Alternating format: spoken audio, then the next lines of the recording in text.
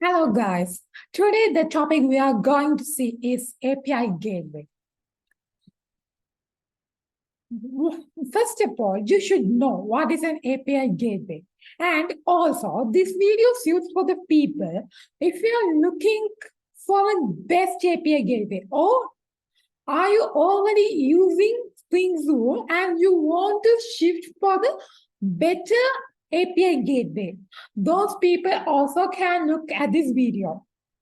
So, if you see what is an API gateway, API gateway is an entry point or single point for access for a collection of microservices.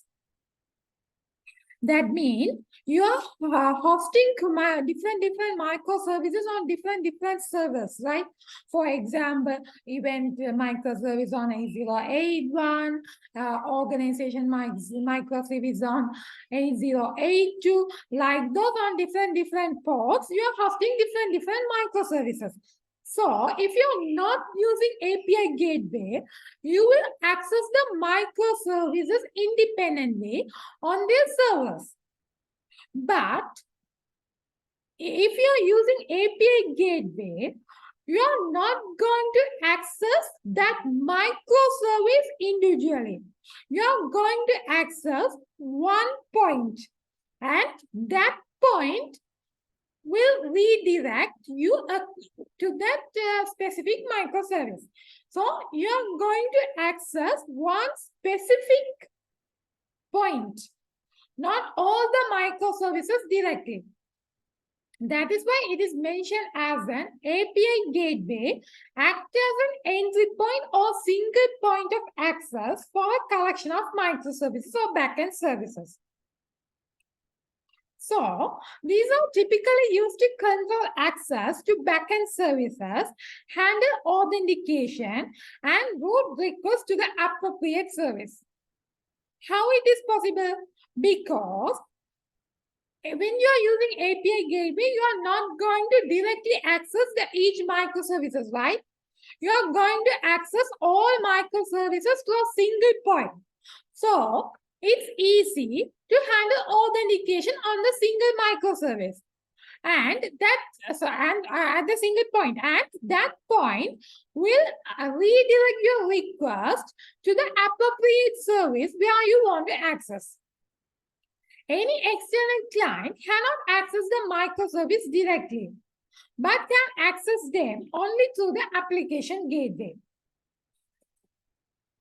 It provides a consolidated interface through which clients, such as web or mobile application, have access and interact with this service.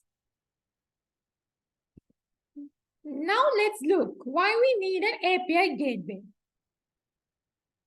We need for the routing and composition. API gateway routes incoming requests to the appropriate backend services based on the request URL, path, or other criteria. That means your request reaches that single point, that API gateway will route your request to the appropriate specific microservice based on the request URL or other criteria. So it is going to be act as a traffic director forwarding requested to the respective service. Second one is security and authentication. If you are not using an API gateway, you will access microservices individually, each microservices. So it's not secure. You need to handle security on all microservices. But in this case, you are going to access to only one single point. So it's easy to handle security and authentication on that specific single point. So API gateway often handles security concerns such as authentication and authorization. They can enforce access control policies, validate API keys or tokens, and provide a secure communication channel. And third one is load balancing and scalability. API gateway can distribute incoming traffic across multiple instances or replicas of backend services to achieve load balancing and ensure optimal resource utilization. They can dynamically adjust routing based on service availability and performance. Since it can able to dynamically adjust routing, its work of load balancing become easy.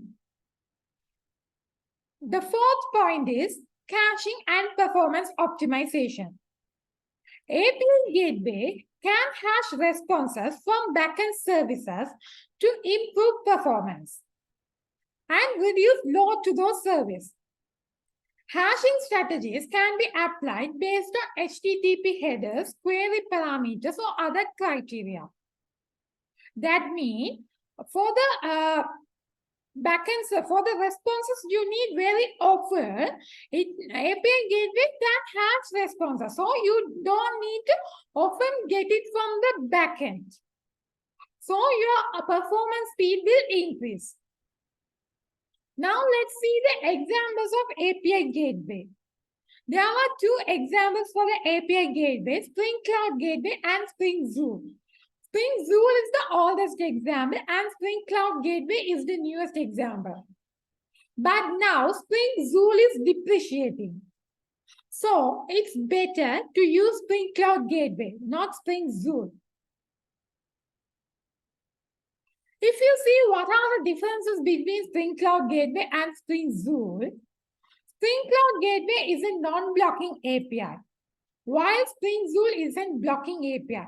If you say what is non-blocking API?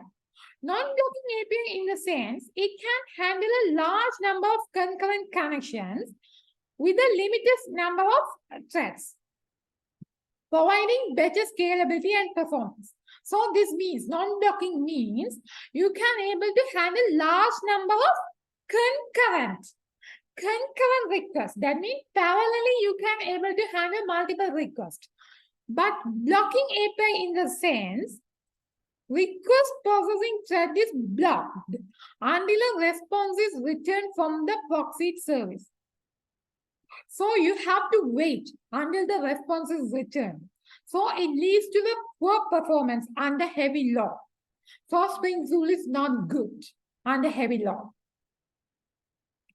Second one for the Spring Cloud Gateway is modular and extensible, allowing developers to easily add new features and capabilities. This makes it easier to extend the functionality of the gateway without having to modify the underlying code. But in Spring Zuul, it's a monolithic design. It has more limited set of features and it's less flexible to modify or customizable. So in this feature also Spring Cloud Gateway is better.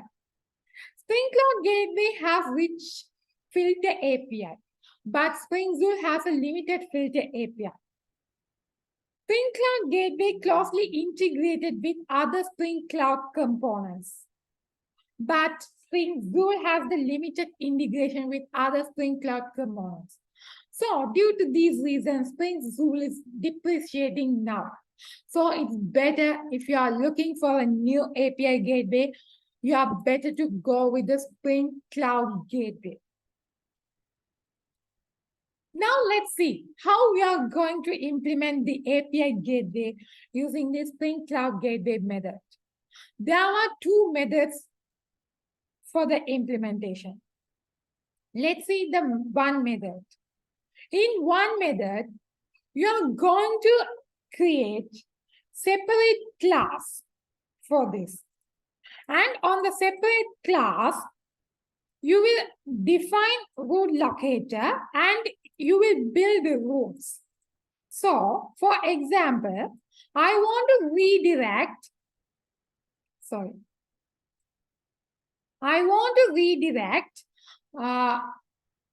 to 8081 port server if the path is like API event and you want to redirect to 8082 if the path is API organization.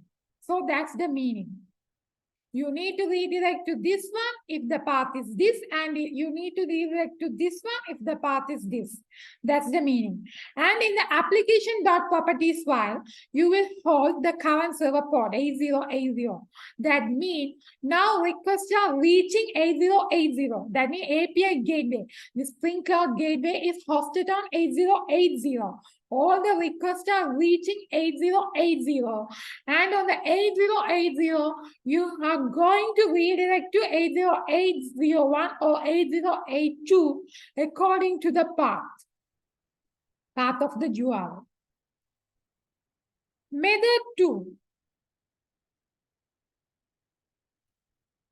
In method 2 is simply written in the application.properties file itself. Here also you will define server.port 8080. That means it's the port where the API gateway is hosted. And here you will define one route. That means that route is event service, and you need to redirect to the port 8081, and you need to redirect to it if the path is API event. And the second one is organization service, and you need to redirect to 80802, and you need to redirect it if the path is API organization. So that's the meaning. Here we are implementing two routes when it's come for the 8080 API gateway.